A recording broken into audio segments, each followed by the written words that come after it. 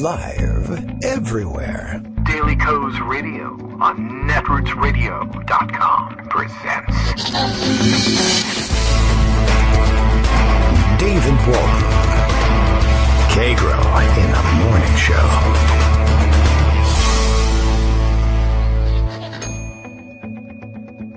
Now, here's David Waldman. Hey, good morning, everybody. How you doing? It is Monday, June 4th, 2018. It's the last day of our republic. I hope you're enjoying it. What are you having for breakfast today to celebrate National End of the Republic Day? Well, okay, maybe we're overstating the case. We don't know. Trump may lose interest in ending the republic by lunchtime. The weather is improving. He didn't get out for any golf. He was at Camp David. I don't know how the weather was out there, but it wasn't very pleasant yesterday, and he hasn't been golfing in a while, and I know that that's probably starting to bother him. And so he's rage tweeting this morning, and more than rage tweeting, he's doing the sort of silverback beating his breast tweeting in the morning, and letting everybody know once again, for instance, as he did a couple of minutes ago, as has been stated by numerous legal scholars, none, I have the absolute right to pardon, and that is in all caps, pardon myself. But why indeed, would I do that when I have done nothing wrong?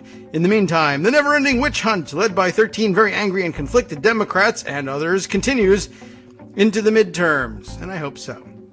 Well, we could examine that absolute right to pardon himself in light of Rudy Giuliani's fantastic PR efforts once again over the weekend, moving the goalposts, as one witty Twitter denizen put it, from, well, this whole thing is a witch hunt and there was no collusion, to even if I murdered everybody in the world, it would be okay, which is exactly, of course, what the coal miners were looking for when they cast their ballots. Everybody wanted an imperial president that would reinstate himself as, I guess, we'd be on, are we on George the Sixth at this point? If we kind of reattached ourselves to England. But no, we are going to impose tyranny for freedom here in the United States. It was a fantastic display by Rudy Giuliani, who, by the way, inadvertently solved the problem of seating Merrick Garland. We now know, thanks to Rudy Giuliani, he just wanted everybody to know that even if President Trump had shot and presumably killed James Comey, he could have gotten away with it because he could pardon himself for that. And of course, he says, you should note, because this is a reasonable conversation. After all, we're not animals, right? Okay. Or we're not communists. Oh, he was, that's right. That's how the line went in The Godfather. He was accusing, of course, naturally, well, I'm sure he would have applied the term to various minorities, but accusing others of being animals and themselves of not being communists. Anyway, he wanted everybody to know, because he wasn't ridiculous, that sure, had he shot James Comey, he would have been impeached the next day. Of course, yes, so absolutely, naturally. But what would it matter? Of course, he could pardon himself and he would never do time for the crime. And if he were impeached, well, you know, at least I left a lasting legacy. And like I said, now we have the answer to, I mean, I had this very ornate, crazy idea about how to seat Merrick Garland in the first couple days of the current new Congress, with a lot of hard. It would have been insane. Everybody knows that it would have been the craziest moment ever, except all the ones that came afterwards. But we didn't know that yet, although we did know that. Anyway, here's the answer. Had we known at the time, I don't know if we would have used this option, but I guess Rudy Giuliani would have defended it at the time. You never know. He might change his mind. But had Obama simply shot all 54 sitting Republican senators at the time and then pardoned himself from it and then called for the vote to be held before any successors could be named by the individual governors of the states represented by those Republicans murdered by Obama, then, well, we could have done it. We could have sat Merrick Garland. And sure, they would have impeached Obama the next day. But one, who cares? He was going to be out of office the next day anyway. And two, well, at least I left a lasting legacy. I served 7 years and 364 days. And that was pretty good. You know, national program of accessibility to health insurance. And Merrick Garland on the court, and what are you going to do about it?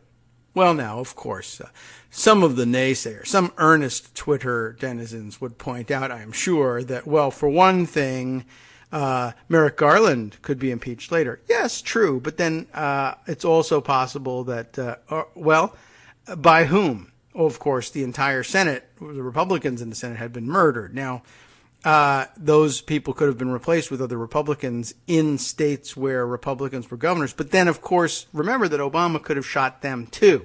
He had a lot of time that day. So maybe, it cascades a bit. You tell two friends, the other tell two friends. Obama murders hundreds of Republicans around the world. It gets a little hairy, a little out of control. So we can't exactly predict where that one would have come down. Though it's also pointed out he could have exercised some considerable restraint. I think, now that I think about it, as I was reminded on Twitter, also, it's possible for him to have shot a smaller number of Republicans. In fact, I think had he shot just 24 or so sitting Republican senators, they would have left them in the minority, such that had he held all 44 Democrats, and I suppose it's something of a question mark, like would Joe Manchin have voted for Merrick Garland if Obama had murdered 24 Republicans? I don't know. I don't know that he holds all Democratic votes in that situation, right? It's a big question mark. But had he held all Democratic votes plus the 2 independent senators, and granted, Bernie Sanders running for president at that time, rather disgruntled, etc., for various reasons. Who knows whether he would have been on board with that? We can't be certain. But had he held all 46 Democrats and those who caucus with Democrats, he would have had a 3/5 constitutional majority. That is 3/5 of those at the time duly chosen and sworn and serving in the Senate. And he could have installed Merrick Garland with a mere 24 murders, from which he could have pardoned himself in each instance. Obviously, because we learned that from Rudy Giuliani. So,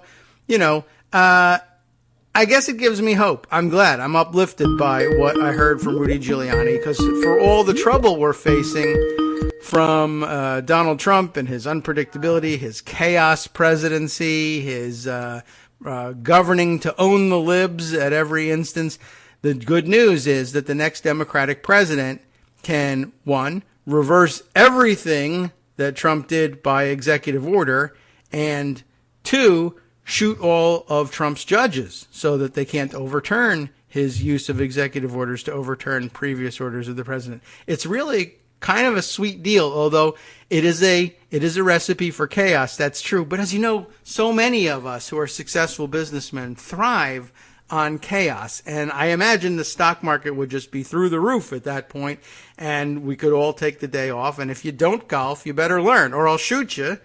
I'm already making plans to be the next president, because it sounds rather liberating right now. It used to feel like the idea of being president sort of felt like being imprisoned. I was the most powerful prisoner in the world, but you get the idea. But now I'm starting to think that shooting people to solve a lot of those problems might work out pretty well. It's a sweet deal, and maybe that was Lee Harvey Oswald's big mistake, not running for president before he got himself that rifle. And he wasn't thinking ahead. I'm sure John Wilkes Booth gave it some thought, but he was short on time.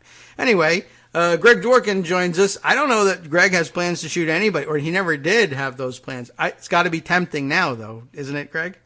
No comment. All right. Well, all right. You it's a delicate political situation. You could be impeached afterwards. You wouldn't want to commit yourself. I understand that. So you don't answer hypotheticals. Good. You can be on the Supreme Court. No, Fantastic. but I did write a secret memo about it and sent it to Mueller. That is a good idea. Are you thinking of releasing this secret memo and saying that Mueller did it? Well, somebody is going to leak it, and of course they're going to use it to their own political advantage.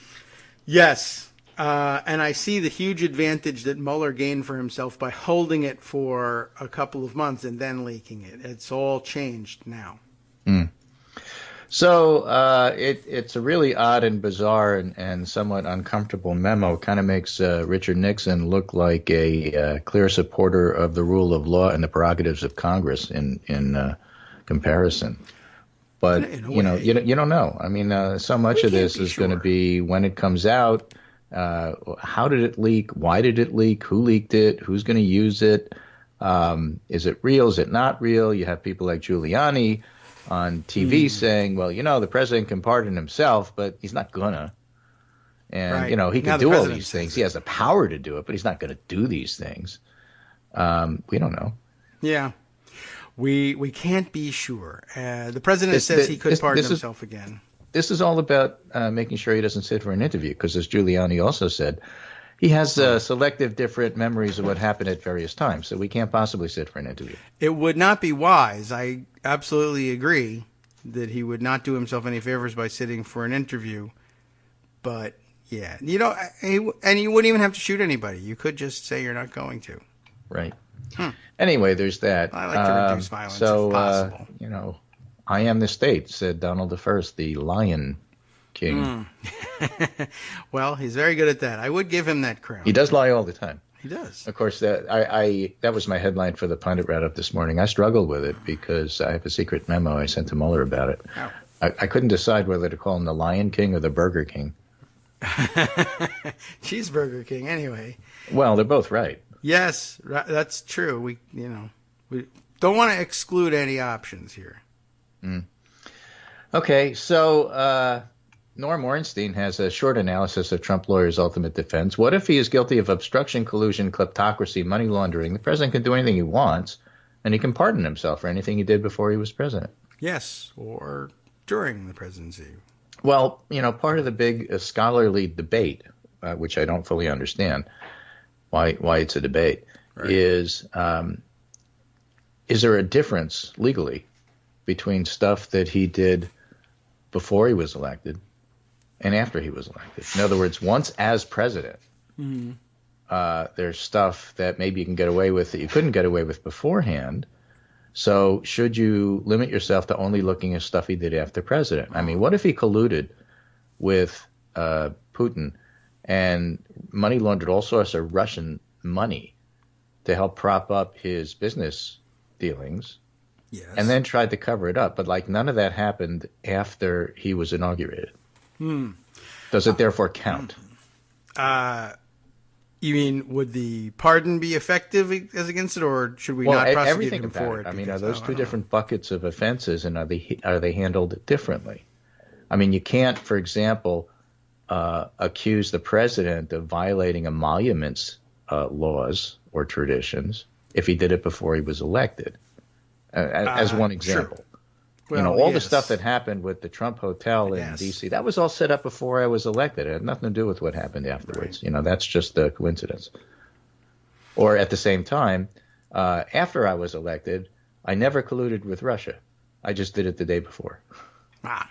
Yes, I did it right before I got into office and said, do this tomorrow, but I can't talk to you after. And it's just one of the many ways, what happened is muddled.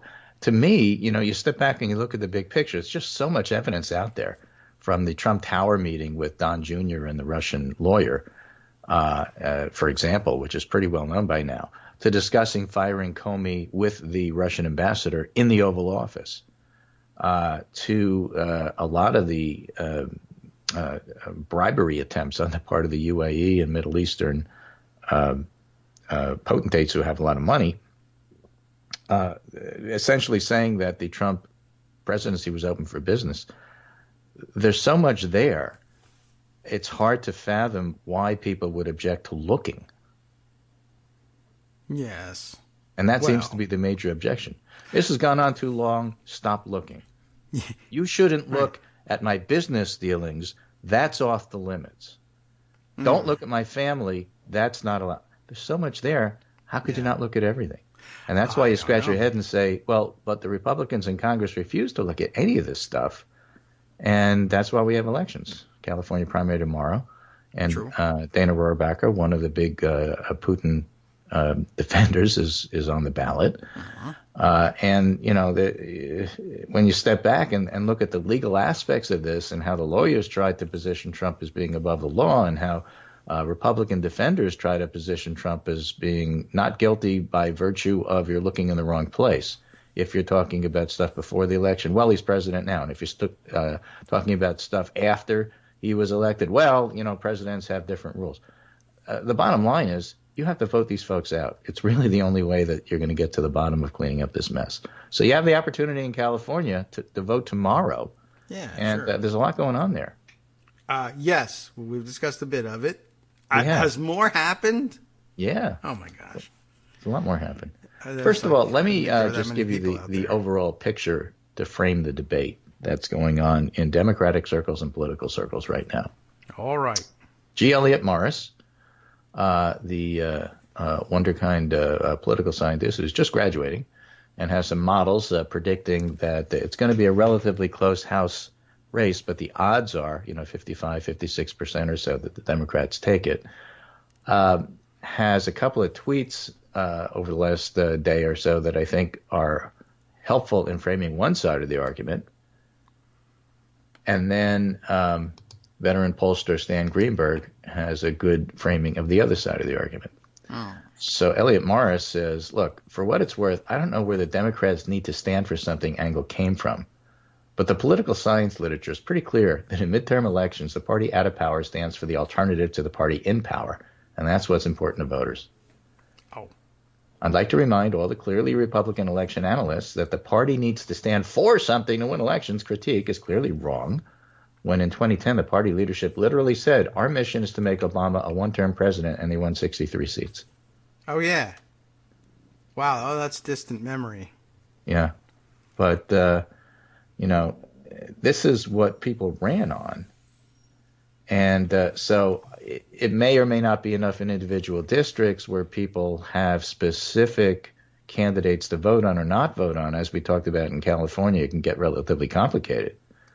But the overall argument that they have to stand for something is really based on vaporware. Yeah.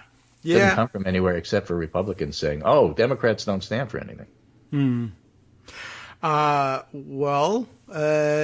Yeah, I really don't know what to add to that. It's just been going on for so long. Yeah. But you step back and say, where's that come from? Who says? Says who? Yeah. says Michael right. Cohen. I remember that guy. So the other side of the coin, here's a piece by Ilana Clift in the Daily Beast. In Michigan's bellwether Macomb County, the Democrats aren't breaking through yet. The war over Trump pits family member versus family member in this politically famous county, but the Democrats' message isn't winning just yet. Yeah. And they talk about economic anxiety, globalization, stealing jobs, being mad at the Democrats for not focusing on that where Trump has. Trump's ideas are dumb, but his concept is, for them, sound. But at the same time, when Stan Greenberg goes back and polls those folks, he says, clean up corrupt government isn't enough. Identity politics are not enough. And what does he think of the Democrats' new slogan, better deal? Not a fan. Basically, what he says is anti-Trump voters are consolidated and motivated and increasingly intent to vote, which is good. They're seeking out tools and information to win arguments and to convince themselves that Democrats have a vision that's about more than just reflexively resisting Trump. And the big number one issue in Macomb County? Yes. Healthcare. Oh, I thought it was healthcare. People just start breaking down in tears and crying about how much it costs. So if you're going to pick an issue and you're a local candidate running for Congress, that's, and you want to pick a national issue, that's it. But why would you pick an issue? Well, maybe you're not a candidate in the box because you're a Democrat. Oh, all right. Well, or you have like a positive idea of what ought to be happening in the country? That sort of thing. As far as the economy goes, the economy is in decent enough shape. It's about the same as it was during the Obama years, so it's hard to say, oh, well, the economy is roaring and therefore that automatically means re-election for Republicans. That's not true. Every poll that's out still says that half the public doesn't even see any change in their taxes based on the tax law. So the tax law isn't going to do it. And then here's a piece from the Wall Street Journal today. Economics 101 can be a harsh teacher. U.S. firms say some customers are opting to import finished goods rather than absorb price increases, a nightmare for steel consumers. New tariffs intended to bolster the American steel and aluminum industries are starting to have the opposite effect in a key part of the U.S. supply chain. So when the price of steel goes up, you buy elsewhere. Oh. Yeah. I thought, though, that with his being a businessman and everything, he had this all figured out. Well, just like he has North Korea figured out, right? You threaten them, you They walk don't have away any from the businesses. deal, they have to come back, and therefore you have a summit. Yes. You see, people all you did show up. naysayers who claim that we weren't going to have a summit, we're having a summit. Who gains from having a summit? North Korea. What does the U.S. gain? It's totally unclear. North Korea gains by simply having the summit. The U.S. would have to have denuclearization as part of the deal in order to say they did something.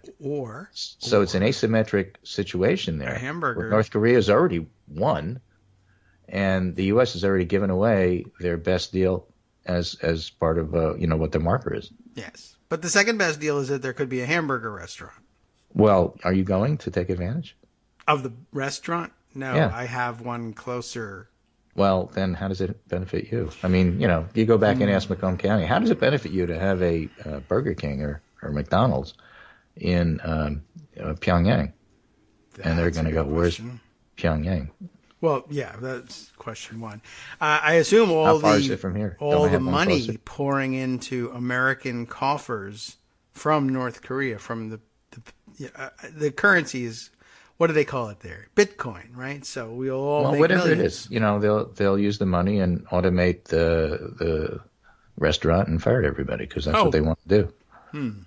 Even in that's the problem with jobs these days. It has nothing to do with free trade or fair trade or things that happen in terms of what the U.S. decides is their policy. It has a lot to do with corporations deciding that workers are an expense, and the best way to keep expenses down is to have fewer workers. So let's make things more efficient as much as possible. All right. They could ship the burgers here and sell them. They could. They could benefit from that. I don't know where they're going to get the meat, but the anyway, point really...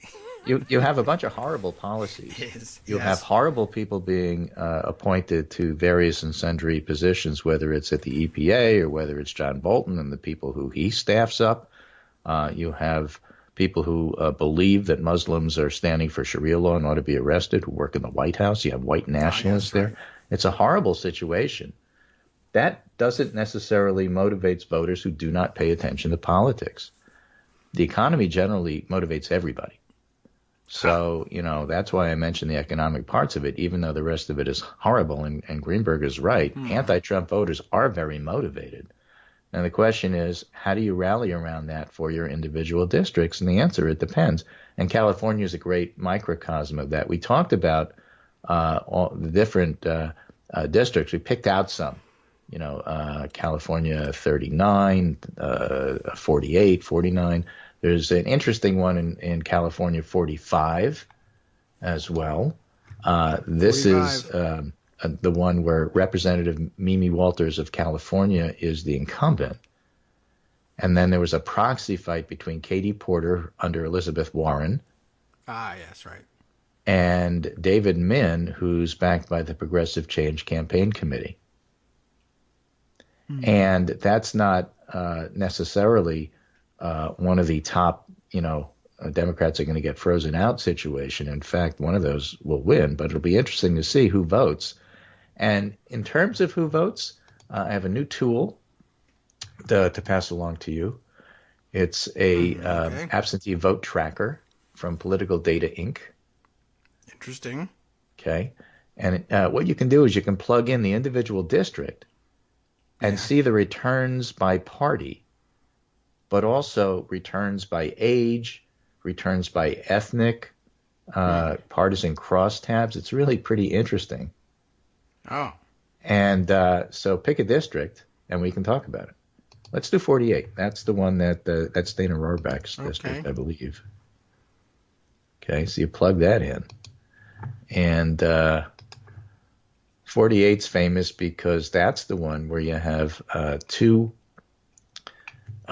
Democrats arguing, Harley Ruda and well, we have two Democrats arguing in all of them, but okay. Yeah, but the issue is who gets to claim the mantle of having the party after their name. That whole thing. Yes, right. With the one endorsed by the national organization and one other endorsed by the state organization. The state endorsed neuroscientist Hans Kierstead, and the National endorsed Harley Ruda.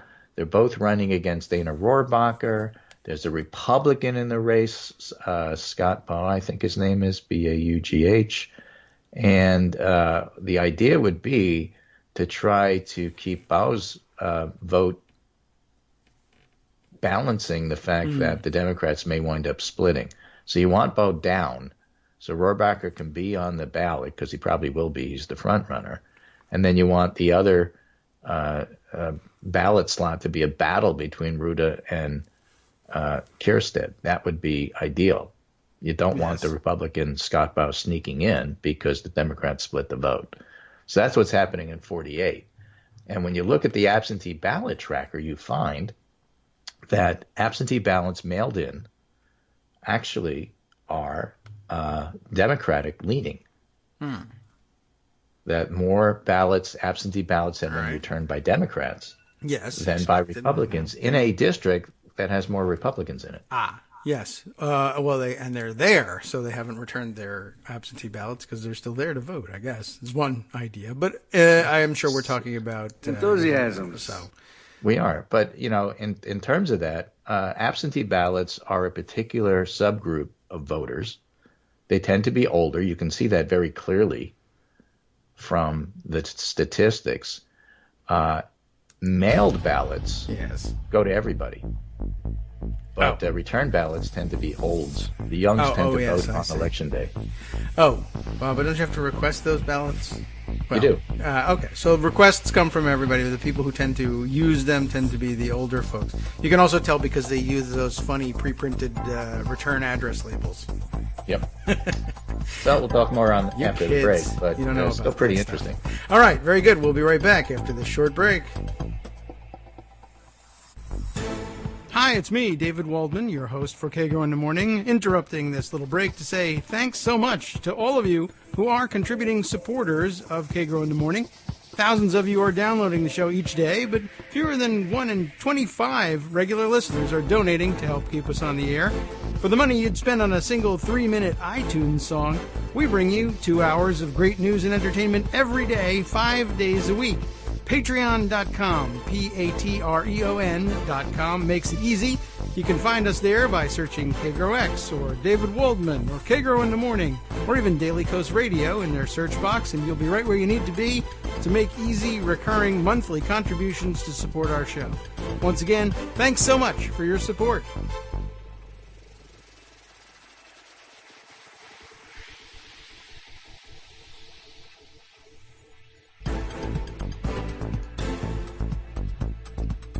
Welcome back now to the Kagro in the Morning Show here on Netroots Radio. We've all received pardons during the break, which was nice, but we haven't done anything. But what's the difference? I think we should all just get 1 or 2, really probably in our tax returns, quite honestly.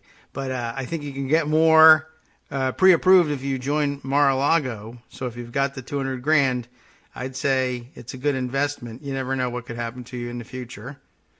Nobody shot during the break, as far as I'm aware, by the president. Probably were actually people shot, however, during the break. It's always happening. And plenty of stories about it over the weekend, too. But I guess we'll stay on target for the moment. No pun intended. This is getting worse by the minute. Greg, please. Save me. Here. I'm dying up here. Help. Hey, I get no respect. Okay. Stop me before I pun again. So the whole idea here is, let me give you a more traditional, on-the-ground, talking to people about personalities look at California 48, the Dana Rohrabacher district, where Kjerstad is running against Ruda. It'll give you an idea of how all the national discussion about the concepts and the ideas and the logic behind run against Trump versus run on healthcare and economics issues really boils down to, but it's all about the candidate as well. If you have the best candidate, if you have a good candidate, you have a decent chance. Now, California 48 with Rohrabacher is likely to remain Republican. It's a Republican county. This is Orange County. This is Nixon launched Southern California. Mm-hmm. But here's a piece in the Atlantic that kind of summarizes the difference between the two. Ruda's challenge is to try to cut through the confusion for voters about the number of candidates, including those still on the ballot who aren't campaigning. Remember, we talked about the ballot last week. Even though a lot of people have dropped off, their names are still there. Some of them have endorsed Rauta, but their names are still there. Through canvassing, we're making it very clear that these three individuals are no longer running and they support our campaign instead. DCCC flyers being handed out to voters also show the former candidates' names crossed out, noting that two of them endorsed Rauta. I sent you a pic of that last week. Yes, right. But we're still dealing with Kirstead actively out there campaigning, Omar Siddiqui actively campaigning out there, another Democrat who hasn't dropped out, a businessman. And you only have two Republicans active with the proper resources, Rauta said. Siddiqui's another Democratic candidate who has resources and is complicating matters. They've been repeatedly encouraged to drop out and withdraw, but they still remain.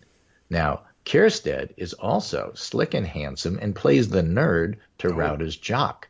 His differences with Rauta are not over policy. Their platforms are largely the same. The stem cell researcher, who's never held office before, is running the most science-y campaign imaginable. There's a double helix underneath his logo. His ads and mail pieces often show him in a lab coat or peering into a microscope. In his campaign headquarters in Costa Mesa,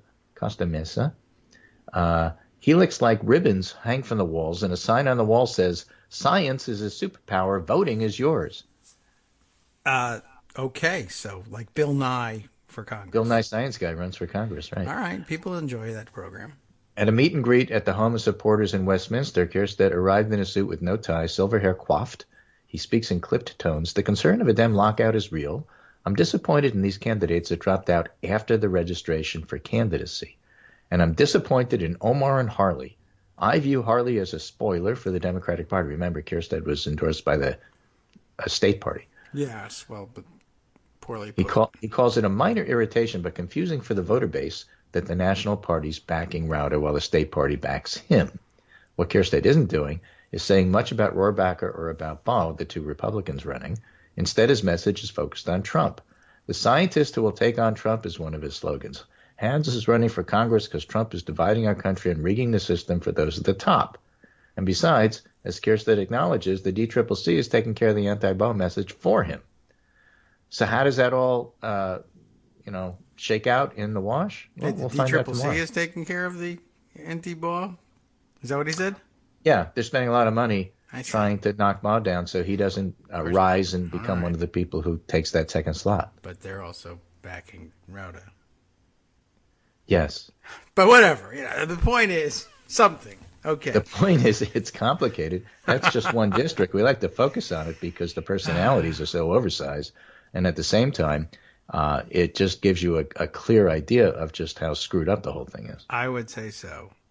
All right. Well, he likes to dress up as scientist. And he is one, so he's entitled. That's always fun.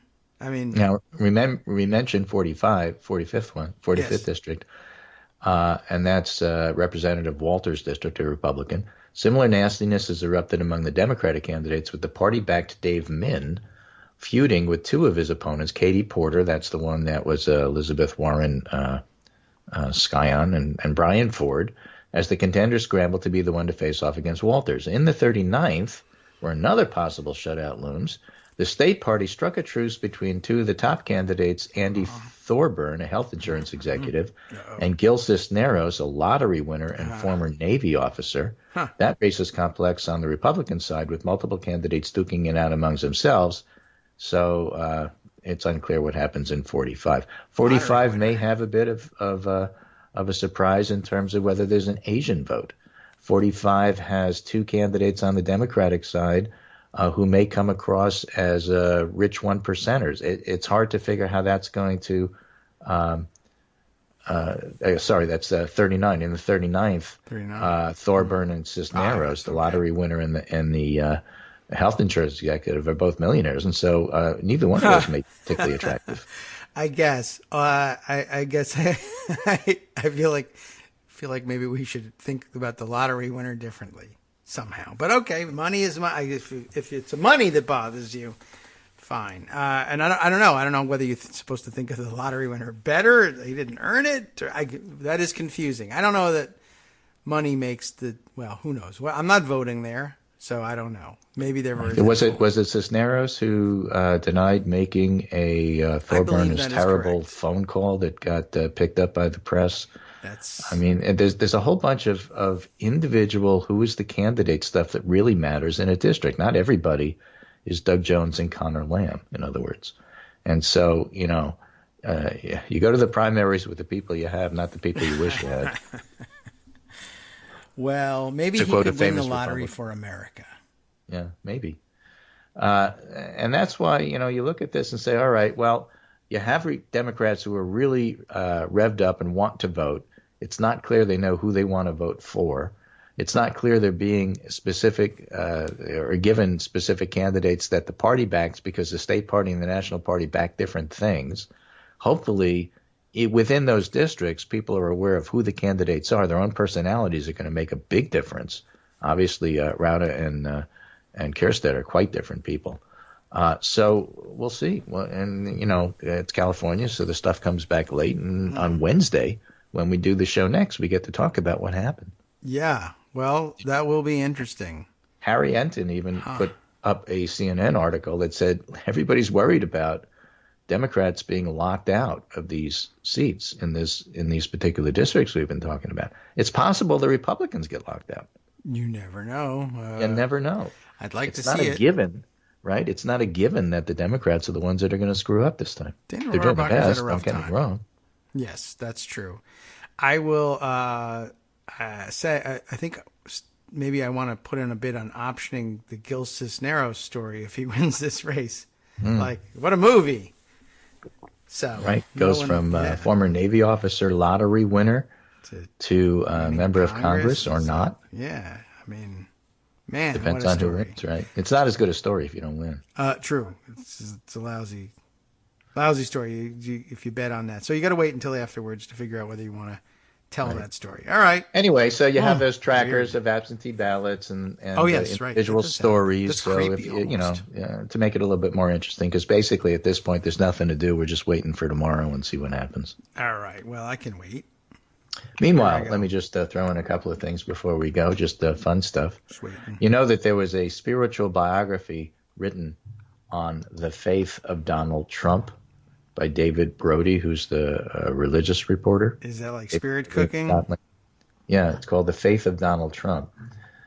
And interestingly enough, Mark Hamill saw that and has some other recommended titles that we should publish next. For example, The Humility of Kanye West, The Compassion of Charles Manson, The Good People on Both Sides of Charlottesville, The Lighthearted Charm of Alex Jones, The Wit and Wisdom of Kim Jong-un, and, of course, the bestseller, I think, of the bunch, The Search for Melania. Right. Well, I'm surprised by somebody having, put their name on such a book. Maybe it's a fake name, pen name that goes on. But so, okay, The Faith of Donald Trump. Or this isn't about his being a cult figure, but... No, about how he really represents what evangelicals are looking for in a political leader. Well, he may, in fact, be that. You'd have to read the book, which I haven't and won't. So I see. Well, I'm willing to entertain the possibility that he really is exactly what they're looking for. It's not hard to believe that evangelicals aren't actually dedicated to their religion, but to something else. Well, it's got nothing to do with their religion. It's got a lot to do with winning. Yeah, which is their religion. I mean, it's all about getting the big prize and denying it to others, by the way. Right. So thank you, Justice Gorsuch. Here's one from Salon. Harvard psychiatrist Lance Dodds. Donald Trump is a sociopath and a very sick individual. Okay. Harvard professor and psychoanalyst on the antiquated Goldwater rule and our president's serious mental illness. Yes. Feels the Goldwater rule is antiquated and should, be changed. Why are so many psychiatrists and other clinicians afraid to comment about Donald Trump's mental health? By the way, there's a very good reason. I don't agree with this guy. And the reason is the Bill Frist rule, not the Goldwater rule. Oh. You can't really know what's going on until you examine somebody and look at their records. You can't do it by distance. Bill Frist famously tried to do that in the Terry Schiavo case. It was a disaster. You don't. And then he had to back off and say, okay, I'm not really making a medical diagnosis here. I'm making a political judgment. True. Okay, well, I'm not really making I'm not a psychiatrist. I know some great ones, but I'm not one. And I'm not making a medical judgment that Trump is crazy. I'm just making a political one. Okay. Well, but by the way, he's a liar. Yes, that part seems true. I suppose, psychiatrists, of course, consider themselves to be medical personnel, so I suppose they want to be bound by the same or similar ethical canons. Although I'm wondering whether I could see where you don't want to make a diagnosis of a physical symptom without a close examination. But I suppose if you were making a diagnosis that could be granted on the basis of some kind of talk therapy, he doesn't stop talking very frequently. There should be a lot on the record to examine psychologically, but I suppose you want to be able to ask your own pointed questions and get answers to that rather than, but you can't just follow people around on the street and diagnose them based on what they Right. You have to observe them. You have to see their interactions. That's all hugely important. Now, he makes the point orange. That if you look at the diagnostic manual that the American Psychiatric Association puts out, the Diagnostic and Statistical Manual of Mental Disorders, the DSM-5, lists and reads, a category list of things to look for in order to help make a diagnosis. And this psychiatrist says, well, if you look in the manual, the way they diagnose conditions is on two bases, behavior and speech. There's no inference about the causality or about the emotional determinants or specific inner issues. To know it is true, you have to interview them and you have to get to know them. But to go to your point, anybody trained or not can observe speech and behavior. And so he's saying you can make these determinations based on what you see about speech and behavior. I see. Well, he'll probably find some differences within his professional organization. Yeah. I mean, let me just give you an example, actually, of things that alarm you that aren't speech but might be behavior. And let's just give you an example of how you can come to the wrong conclusion. Money is speech. Yeah, money is speech. That's one way. But if you're looking, for example, at only what you see on the media, you have to remember that media gives clips and limits what you see. There were several occasions, for example, when Trump got off a plane and was supposed to meet with dignitaries and kind of wandered off in the wrong direction. You remember those stories? I do. I enjoyed them. But they don't show that when you see the nightly news. They show you the clip of Trump shaking hands. They don't show you, which is edited beforehand, him being directed back to where he's supposed to go. That's just one example. Well, that's interesting. I thought you were going to say, well, they make him look bad on the news. You're saying they make him look better than he is. They make him look better than he is. Wow. All right. But that's just an example, I mean, of how you can't necessarily believe just what you see on the news. Of course, it goes the other way.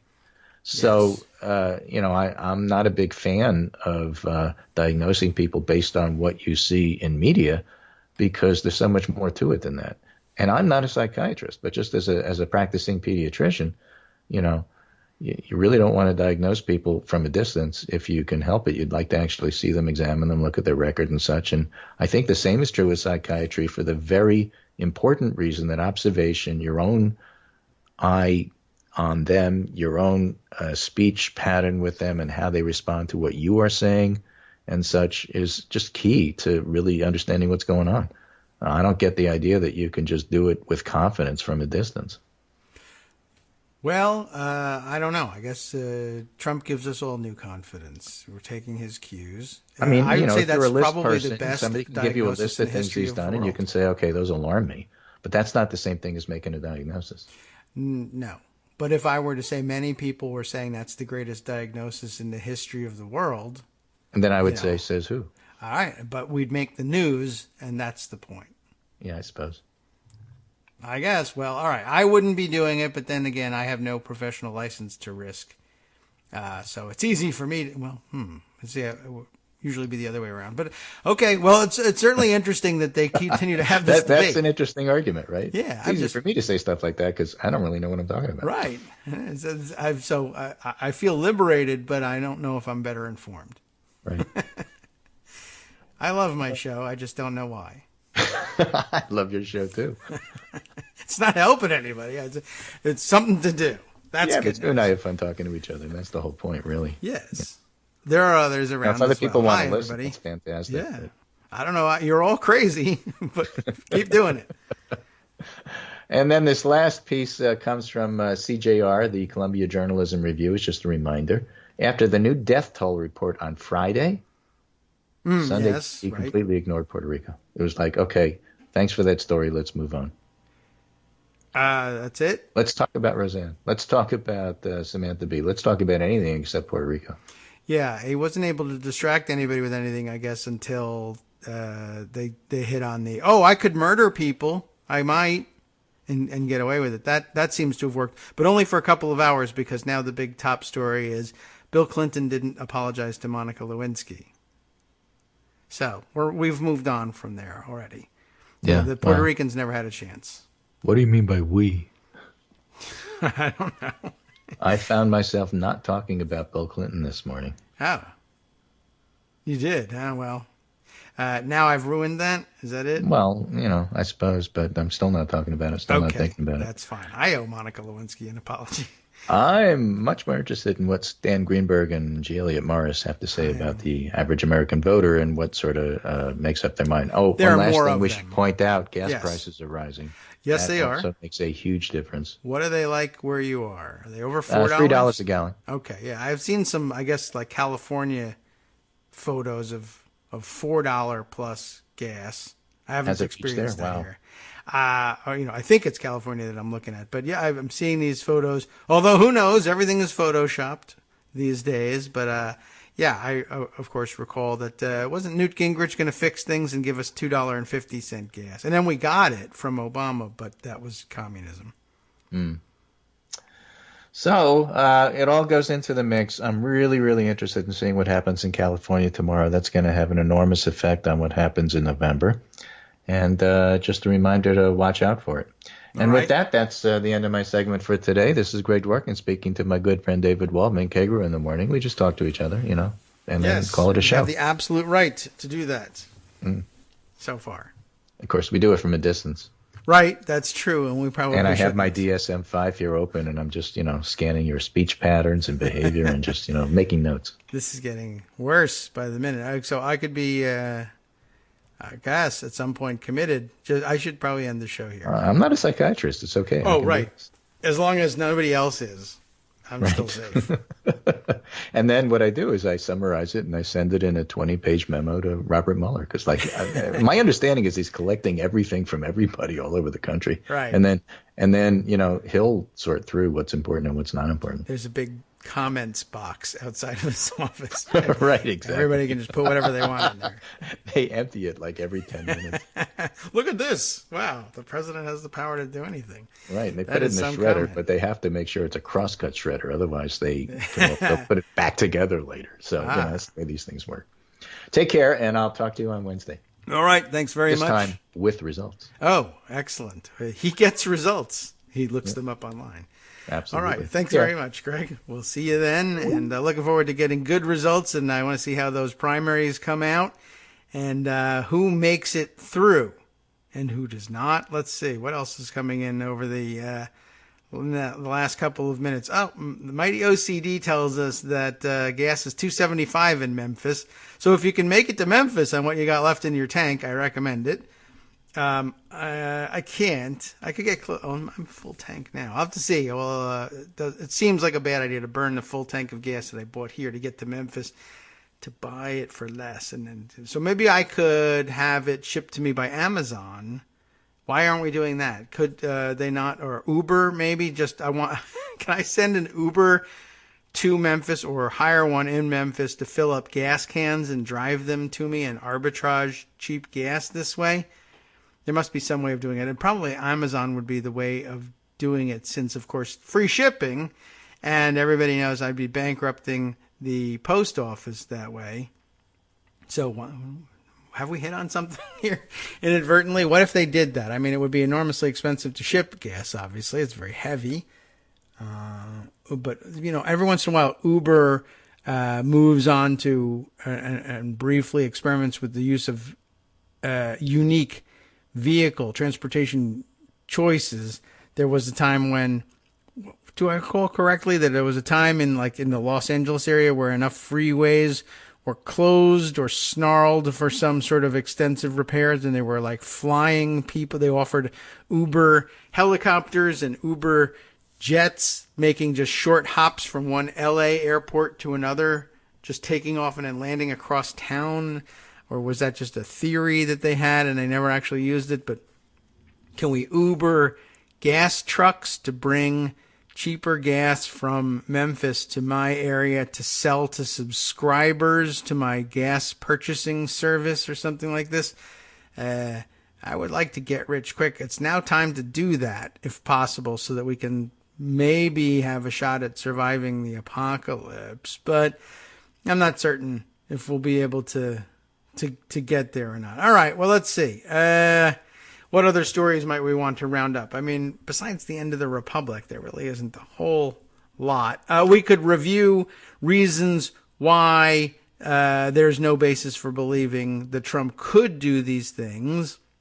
We could review an old piece that now is being recirculated by its authors on Twitter: Lawrence Tribe, Richard Painter, and Norm Eisen, all very active on Twitter and recirculating their piece from about this time last year. And I'm sure they're glad it's written and that they can recirculate it, but there's probably some level of frustration involved too. Like, we told you this already.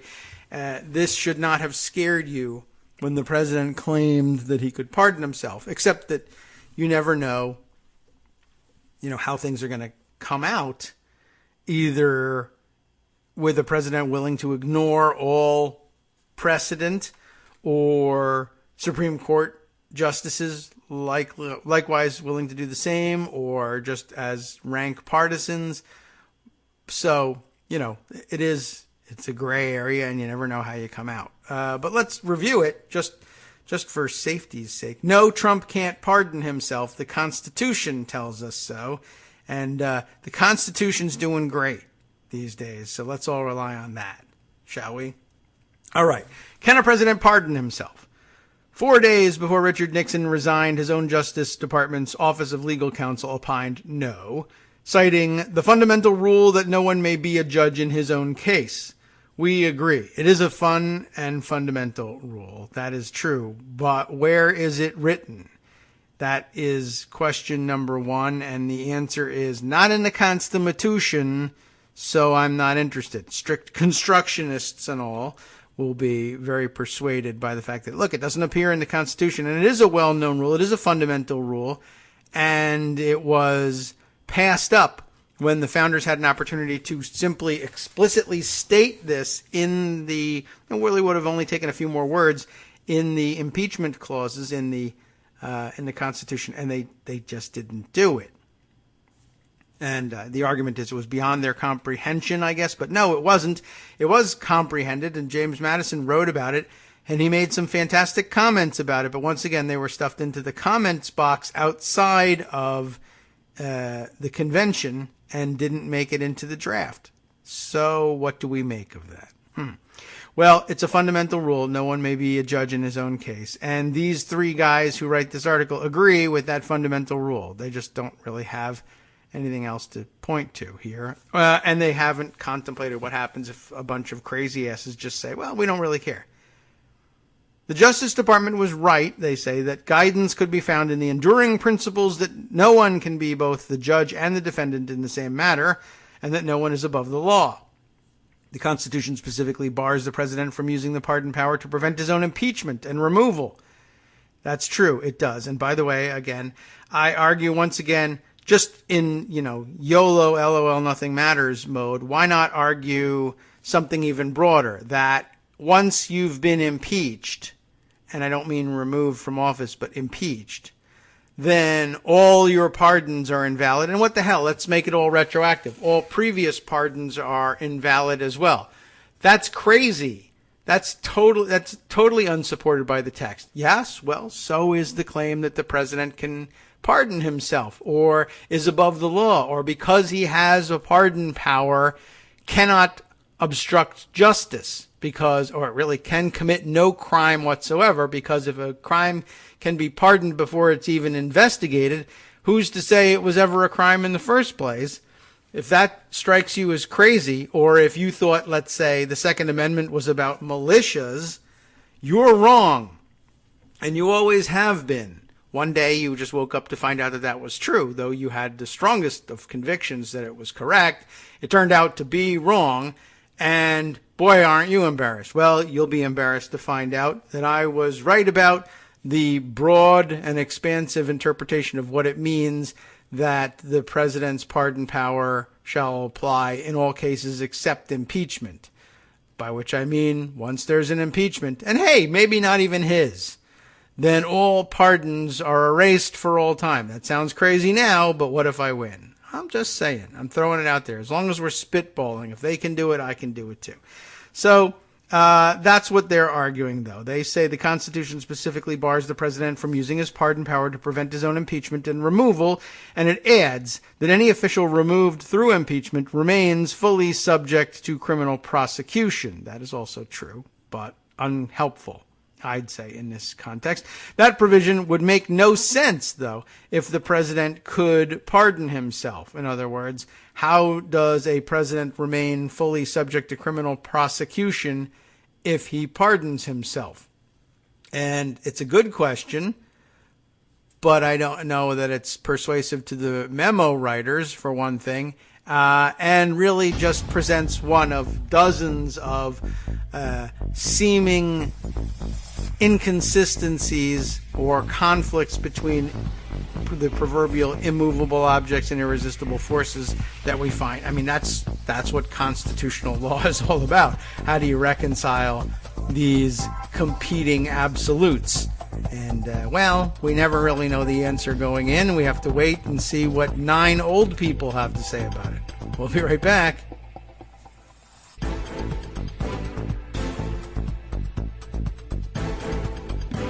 Welcome back now to the Kagro in the Morning Show here on Roots Radio. Well, let's continue with this stuff. Oh, let's see. I see Armando is discussing the situation out there as well. Let's see. All right.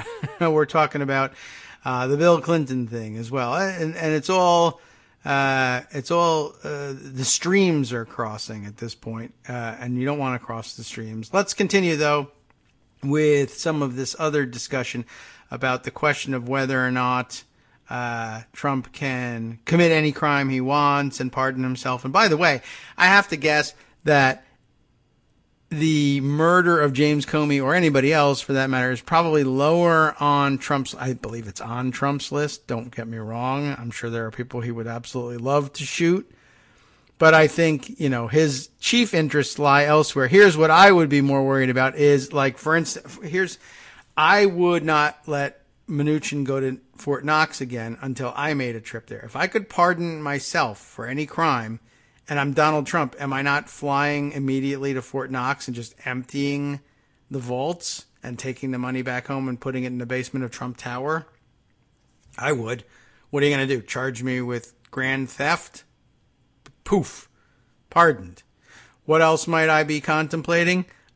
Mint the coin. We all know that's constitutional, right? What we didn't think of was minting the coin and then taking it and keeping it for yourself. You don't mint $1 trillion coin and put it in a treasury. That's stupid. Give it to me. Or, if you're feeling really generous, mint 2, put 1 in the treasury to, eliminate the problems with the debt ceiling, and then take the second one. Why? If you're going to mint 1 coin, why not mint 2, right? From contact. First law of government contracting, right? Why have 1 when you can buy 2 at twice the price? Except this time, no price to me. And you don't think Donald Trump would want more than anything in the world to be declared the world's first trillionaire?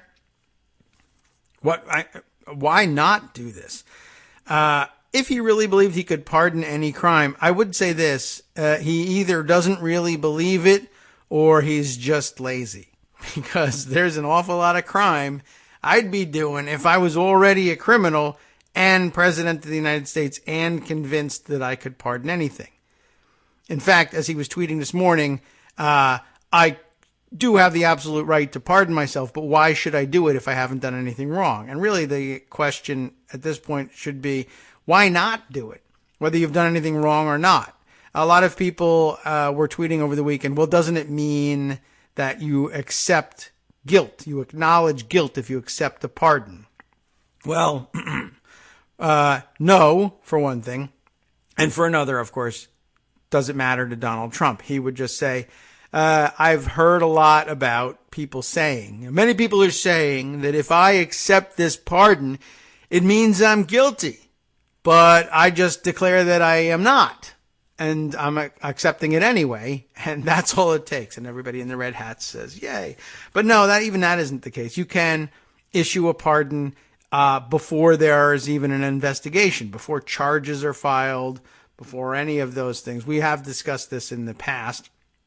And I think the situation differs with respect to people who have already been convicted, and sometimes it is protocol in the pardon attorney's office to say, well, we'll issue this pardon in the interest of justice, but what we need, because we're supposedly standing here for law and order, we need you to say, all right, well, I am guilty of this thing, but I have applied for a pardon or for clemency because I believe the sentence was unjust.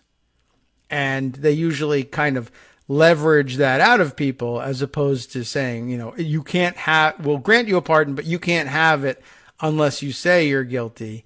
Sometimes that, I guess, could be a prerequisite to, for political protection of the president, but I don't think it's what makes a pardon operative or not.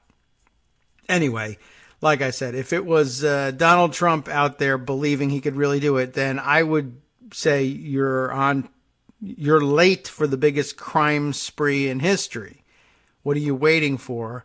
Why don't you get started? I don't want to encourage the guy.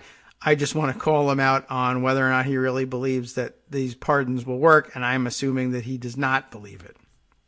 And maybe the reason is writing of scholarly experts like Lawrence Tribe and others whose article we are in the middle of right now. Let's return to it. There was, of course, their admonition that the Constitution specifically bars the president from pardoning himself because it wouldn't make any sense to then go on, as the Constitution does, to say that an impeached official remains subject to criminal prosecution if the president could pardon himself. But I don't know that it doesn't make any sense. I think it makes perfect sense.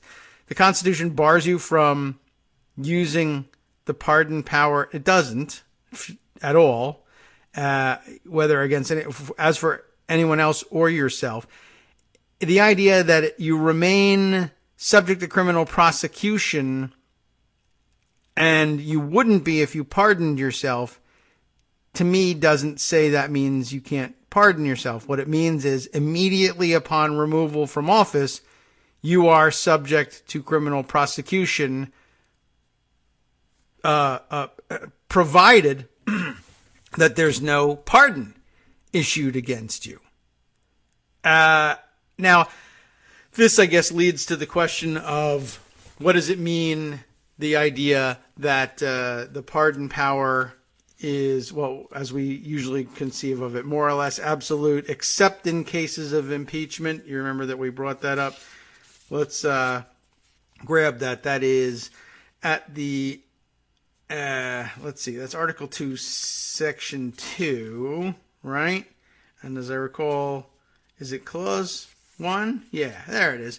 Among the various powers of the presidency includes the power to grant reprieves and pardons for offenses against the United States, except in cases of impeachment, right? That's the one that's generally considered to mean that you can't pardon your way out of an impeachment proceeding. And that makes sense and really doesn't even, it probably didn't need to be said, but it's good belt and suspenders practice to have said it. Although if that's what you attribute it to, belt and suspenders style safety, just to be certain everyone knows that you can't stop an impeachment proceeding with a pardon, then creates problems for reading into the Constitution other well-known maxims of English common law, like that you can't be the judge and defendant in your own case. You can't be the judge in your own case. You're always the defendant in your own case. I mean, come on. Unless it's not a civil case. That's true. I guess I shouldn't say that. But anyway, if that is included in Article 2, Section 2, out of an abundance of caution, then it must mean that other things that are not included were not included for reasons other than, oh, well, everyone knows that that didn't need to be said, because this doesn't need to be said. Why would it not need to be said that you can't pardon an impeachment? And the answer is because an impeachment isn't a judicial proceeding. It is a legislative proceeding. And, maybe they could have said it this way. The power to grant reprieves and pardons for offenses against the United States are valid as against the judiciary power, the separate but equal judiciary power. And that wasn't separate but equal, came to mean something entirely different later on. But it's used in both in describing separation of powers as well as, of course, the problematic theory behind segregation, struck down in Brown v. Board of Education. But okay, two different uses of the same phrase. The point is, everyone knows that when they say that the pardon shall be against offenses against the United States, the assumption is that you're talking about a judicial proceeding and not a legislative proceeding, even if it's treated like a judicial proceeding, but it's held by the legislative branch. You shouldn't have the power to check the legislative branch by dismissing their impeachments. That's something that they have the absolute prerogative on. But I suppose you could argue that they were just clarifying which branch it is effective against and what branch it isn't. Of course, then there's my interpretation, which seems wrong on its face, but so did the whole thing about the Second Amendment and the militia, too.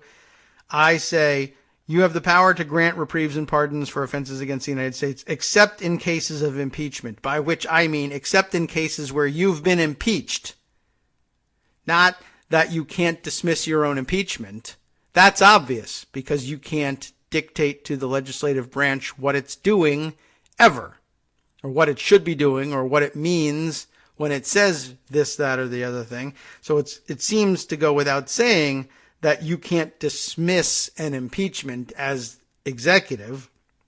So it must mean instead that once you've been impeached, you no longer have the power to grant reprieves or pardons for offenses against the United States.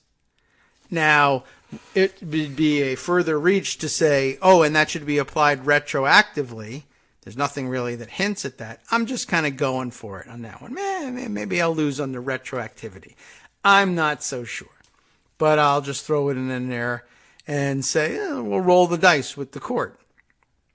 But, it's no weaker than any of the other things that have been proposed here by Trump's lawyers. Now, I think they should lose on the merits of their arguments, and maybe that should mean I should also lose on the merits of my arguments. I'm just saying, if you want to start playing those games, let's play and play them hard.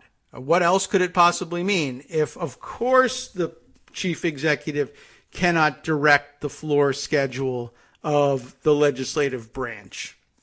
That's the whole point of separation of powers.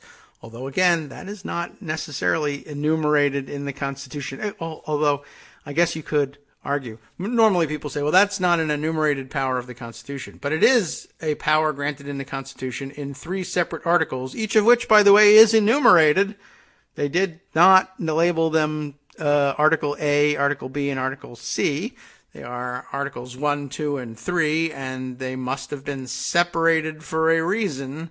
There was no particular reason they couldn't just have made the Constitution one enormous long run-on sentence.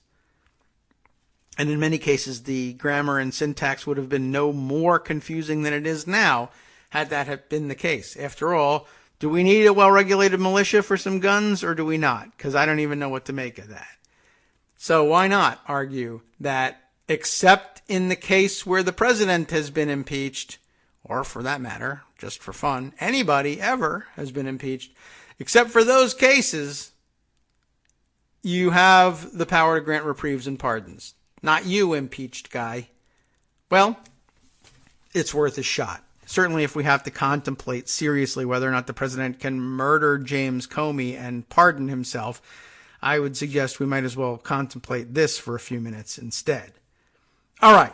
So we're looking at Tribe, Painter, and who else? Eisen. Yes, on this article from last year, trying in vain to explain to ourselves that the president cannot pardon himself. The pardon provision of the Constitution is there to enable the president to act, essentially, in the role of a judge of another person's criminal case, and to intervene on behalf of the defendant when the president determines that would be equitable. And that's an important term, equitable. And it means something as a term of art to those who have had formal legal training, not just fair, but a remedy at equity is a very separate concept from a remedy at law. The legal remedies are limited in our system to what's enumerated by statute or by the Constitution, what the written code says you can do by way of remedy. And every once in a while, we run into a novel case where what's written and prescribed in the legal code doesn't reach justice.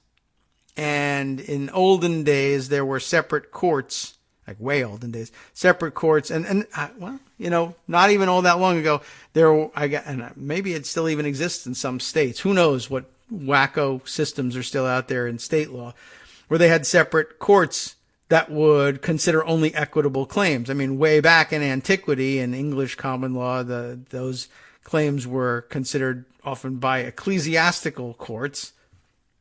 And you had two entirely different bodies of law, and they didn't always get along very well. But that's where the concept came from of, well, maybe there are equitable remedies, and now we sort of empower occasionally, under certain circumstances, our courts of law to consider equitable claims. So it's not entirely foreign to our system to allow that, and there's still places where we enshrine it, like here, when the president determines that it would be equitable. In other words, the regular statutory and constitutional judicial system of laws doesn't provide a remedy that fits the situation correctly here, and you can claim as an escape clause. Well, an equitable solution would require that we let this defendant go, or lighten the sentence, or not prosecute them at all, depending on the circumstances. So the pardon provision is there to allow the president, as a last resort, to do something when equity demands a different outcome than law. For example, they continue, the president might believe the courts made the wrong decision about someone's guilt or about sentencing. President Barack Obama felt this way about excessive sentences for low-level drug offenses. Or the president might be impressed by the defendant's subsequent conduct and, using powers far exceeding those of a parole board, might issue a pardon or a commutation of the sentence. Other equitable considerations should also weigh in favor of leniency, could also weigh in favor of leniency. A president might choose to grant a pardon before prosecution of a person when the president believes that the prosecution is not in a national interest. President Gerald Ford pardoned Nixon in part for this reason. Or a president may conclude that even if a person may have committed a crime, he was acting in good faith to protect the national interest. President George H.W. Bush pardoned former Defense Secretary Caspar Weinberger in the Iran-Contra affair, in part for this reason. In all such instances, however, the president is acting as a kind of super judge and making a decision about someone else's conduct, even if it's done at his behest, right? The justice of someone else's sentence, or whether it is in the national interest to prosecute someone else. He does not make a decision about himself. Self-pardon under this rubric is impossible. Of course, obstruction of justice under the other rubric is impossible, so what are you going to do? The foundational case, they say, in the Anglo-American tradition is Thomas Bonham versus the College of Physicians, commonly known as Dr. Bonham's case. Because it was his case, you see. This is a very sensible name, don't you think? In 1610, the Court of Common Pleas determined that the College of Physicians could not act as a court and a litigant in the same case. The college's royal charter had given it the authority to punish individuals who practiced without a license. However, the court held that it was impermissible for the college to receive a fine that it had the power to inflict. One cannot be judge and attorney for any of the parties. That's how it was expressed at the time. The Constitution, ours, embodies this broad precept against self-dealing in its rule that congressional pay increases cannot take effect during the Congress that enacted them, in its prohibition against using official power to gain favors from foreign states, emoluments, right? And even its provision that the Chief Justice, not the Vice President, is to preside when the Senate conducts an impeachment trial of the President. That is interesting, right? You don't want the Vice President conducting that trial either because he's a loyalist to the President, or perhaps that the removal of the President makes him President and he might be jealous of the powers and biased against the president. That would make for an interesting conundrum for various vice presidents. By the way, the rule that congressional pay increases cannot take effect during the Congress that enacted them is, how do we even regard that? That rule is a really weird, I think we're talking about the 27th Amendment there, and, you know, it is our norm to regard amendments as though they were part of the original body. But you could argue that that is a latter-day addition, because the 27th Amendment, being the last effective amendment to the Constitution, was ratified in 1992. Here's a little history lesson for you, although you probably already know this because you're smart people. Ratified in 1992. So how do we say, well, you know, it was enshrined in the Constitution, this broad precept against self-dealing. You're talking about a amendment that didn't get ratified until 1992. Is that really the idea of the founders? But if you should probably remember, try and recall, when the amendment was first submitted to the states for their consideration for inclusion in the Constitution. And the answer is, bizarrely enough, September 25th, 1789. It was actually sent out along with the Bill of Rights, which would have, I guess, been the 11th, maybe, amendment. I don't know where they would have put it in order, although I think that it was actually way up top, and it might even have screwed around. It might have made the Second Amendment into the Third Amendment. How about that? That would have been a hell of a trick. Anyway, it was not ratified along with the first 10 amendments, which is amazing. So what do you make of this, by the way? So if you're the judge, let's put you on the Supreme Court. You think this is easy? And one side says that doesn't, represent the intent of the founders. That didn't even get ratified until 1992. Well, the founders are 200 years in the grave at that point. And somebody else says, but it was submitted along with the Bill of Rights. It was actually, this amendment was written by the founders. It absolutely reflects their intent to include language forbidding self-dealing of the same time. And this is a very weak and loose argument, actually. That they clearly meant to prohibit self-dealings of many different types. So surely had they, if they intended to prohibit that sort of self-dealing, you can't vote yourself a pay raise, then they would also clearly have adopted the rule that you can't be the judge in your own case, obviously. And I guess the counter to that is, yeah, but they didn't. What do you mean? Well, they didn't ratify it. Yeah, it was ratified. Yeah, not until 1992 they ratified it eventually. Yes, but I just said it was part of the original package of amendments sent around with the Bill of Rights in 1789. The founders wrote this amendment. Yeah, and they didn't ratify it. Ooh, I see what you mean.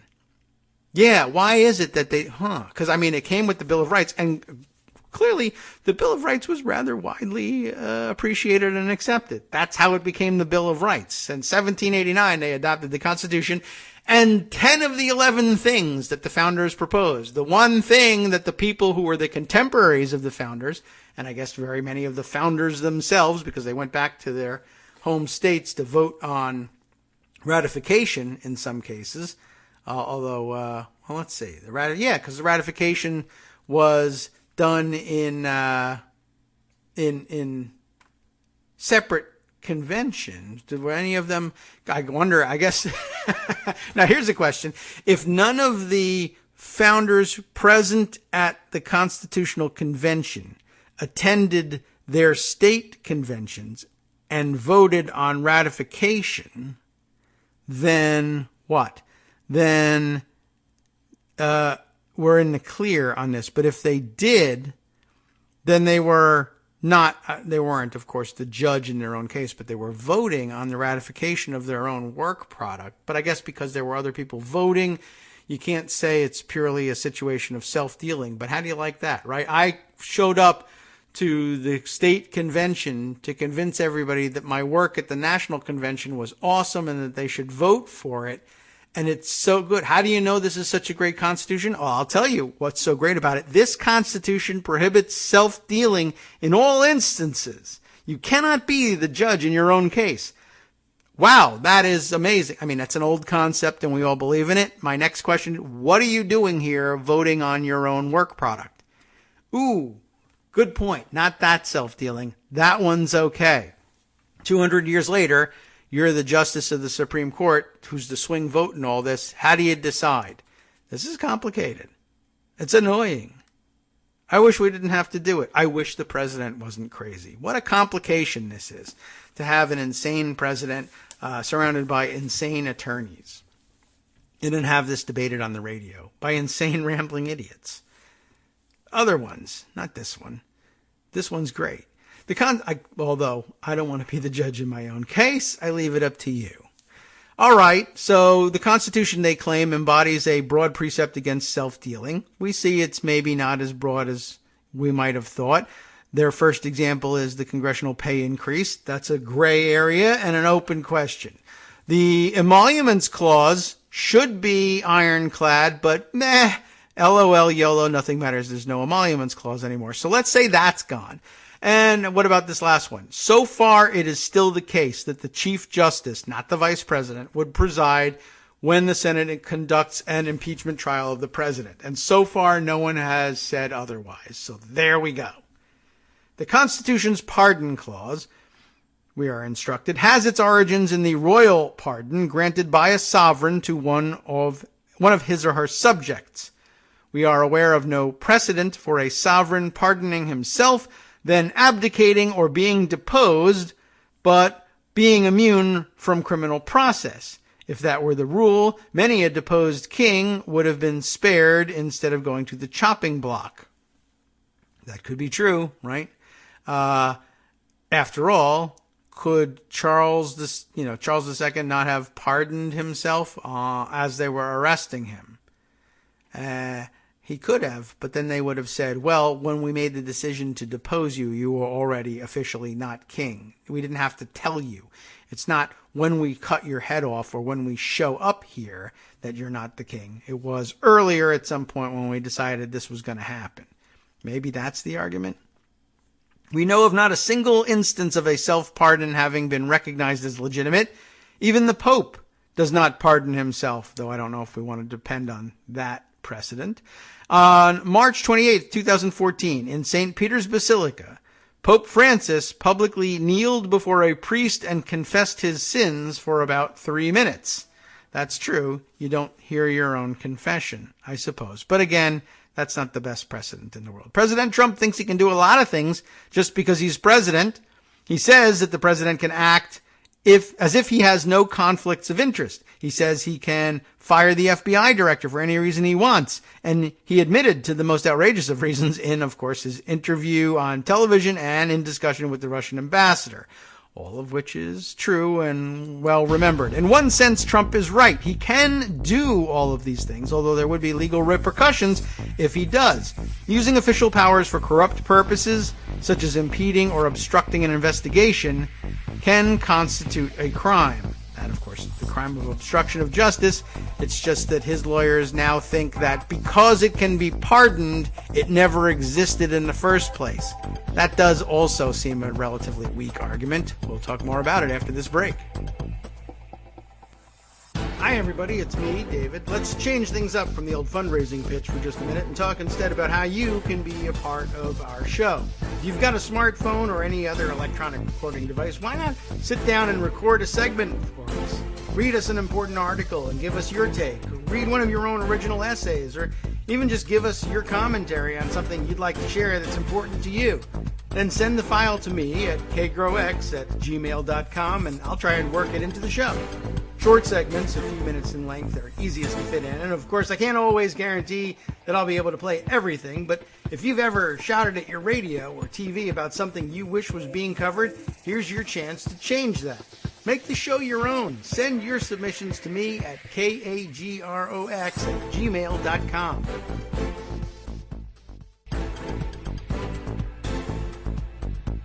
Welcome back now to the Kagro in the Morning Show here on Netroots Radio. There's just one sentence left in the body of the article we were reading, which is to say there is one thing that we do know Trump cannot do without being the first in all of human history, and that would be what tempts him to do it, by the way. He cannot pardon himself. So he would be the first in human history to pardon himself.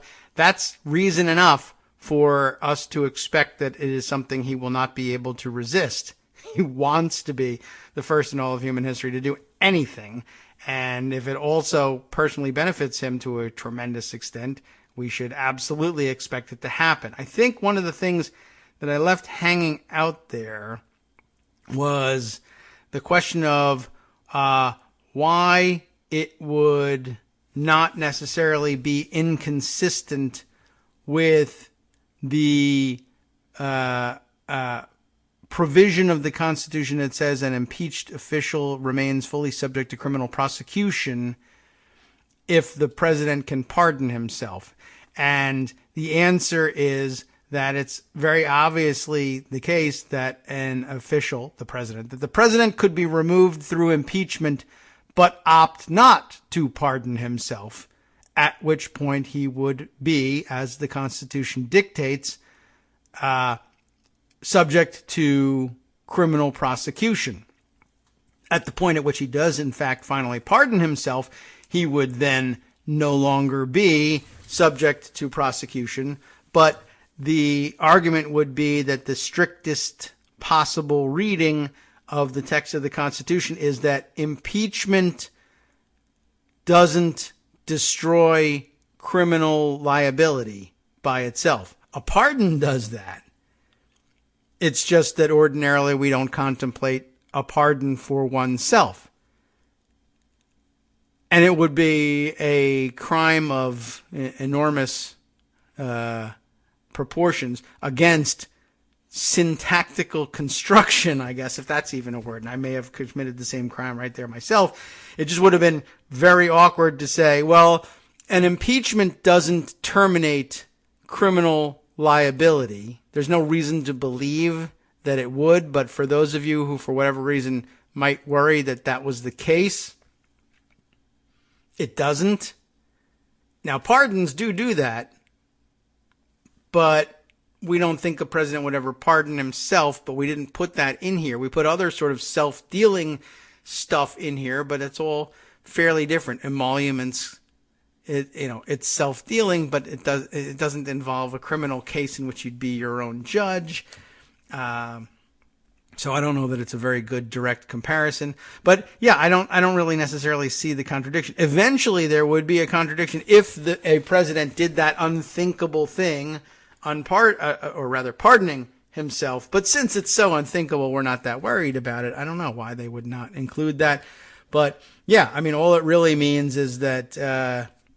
It got effectively read to mean, look, if you want to indict a president and try him for a crime, but you think you're prevented from doing so by, for instance, the OLC memos that argue that indicting a sitting president is an impossibility because you can't distract him from his work, or if you're the kind of person that believes, just like you can't be the judge in your own case, you also can't be the prosecutor in your own case, and he's the chief law enforcement official, and indicting yourself is something we also look askance at, although why, I have no idea. Man, if you want to indict yourself, go ahead. It doesn't bother me any. Fine. Oh, this indictment, we now need to consider it. All that bothers me now is that you not be your own judge. Well, I got a judge. You want to indict yourself, go for it. I don't see any problem with that. But that's the argument. It's absurd to indict yourself. It sure is, which is why I don't expect anyone to do it. But if you do, that's okay. I don't see any problem with this. But then again, I'm not sitting on the Supreme Court. Maybe I should be, but I see no inconsistency necessarily. I mean, in the end, given human nature and the likelihood of somebody as idiotic, as venal, as greedy and selfish as Donald Trump not taking advantage of the opportunity to pardon himself, that would be fantastical. And so it should be, we can construct the case wherein we believe that shouldn't be allowed to happen, but we never did construct it. And the fact that you can be fully subject to criminal prosecution if impeached is an important check against the presidency. If you believe that he can't be indicted while sitting, well, then we'll make sure that you're not sitting anymore, and then we'll indict you. That will be the point of our having removed you from office. And you can't just defeat that by pardoning yourself. That's a nice thought, but if the pardon power is held to be absolute, then I'm sorry, you're all going to be disappointed. But at least you can console yourself with the political resolution that guy's not president anymore. And it's, cold comfort, but again, I don't know that the Constitution meant to offer anybody anything more than cold comfort. Constitution is not about your feelings, folks. I guess is one way of looking at it. It's enormously complex, but the good news is that most people very quickly find it troubling and disqualifying that you would consider pardoning yourself under any circumstances. And certainly most people are troubled by, except MAGA hat people, I guess, for the moment, because Trump is president, would ordinarily feel troubled by the idea that, yeah, we should say aloud that includes murder. Absolutely. Let's just posit that it does. That's not troubling to his troops is weird, considering that, of course, like 2 years ago, they were the people who said, you're actually changing the rules so that people who want to buy their own health care with some government assistance can do so. You're going to lower the price and raise the contribution with taxpayer money from the federal government to those people so they can buy health care. Tyranny. That is absolute tyranny. This is shredding the Constitution. You are absolutely walking all over our founding documents. You are a traitor to this country. Okay. Next president. I can murder the FBI director and pardon myself. Well, like the hat says, we're making America great again. I don't know what to tell you. I just can't help you with that one. The Constitution is clear. You're allowed to do it. Okay. I find it difficult to reconcile those two views, but I've never really understood you people, so that should come as no surprise. All right. Well, let's see. Surely there's some commentary at this point. Yes. Well, Ricky tells us all the way from Canada, or Kanakistan, as she puts it. Ratification was done state by state. A Canadian should not have to come to your rescue and tell you this. I was just saying, oh, yeah, well, okay. You got what I was after in the end, right? It wasn't a question of, was the Constitution ratified by national vote or was it done state by state? We all, I think, recall that it was done state by state. Even Canadians know this, and that's a good point. I don't know how your Constitution was ratified, for instance. You got one, right? You do, don't you? I don't know. All right, well, anyway, I know nothing about it. Here's what I know about Canada. It's the same. All the brands are the same as America, but they put a maple leaf in the logo. That is what I know. So, it was, of course, ratified state by state, and it was ratified in special conventions, not by the state legislatures as things are currently ratified. And I don't know why we allow that to be the case these days, but I guess, well, actually, I do know. I think that's written into the Constitution. It's afterwards, ratification of amendments will be done this way. But originally, the ratification was done not by state legislatures, but by specially convened state conventions. And one of the political science theories about this was that it was done for the purpose of claiming that the sovereignty of the Constitution had been established by the people, we the people of the United States, as opposed to the assent of the separate political entities known as the states, and the legislatures sitting as the embodiment of states, not as the people of the United States. And it makes some differences in some very annoying cases through time.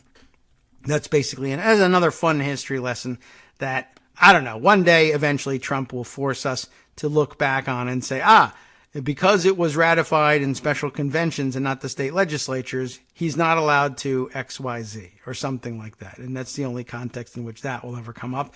But he's gotten us this far and into this much trouble, so we might as well mention the fact that it's out there. All right.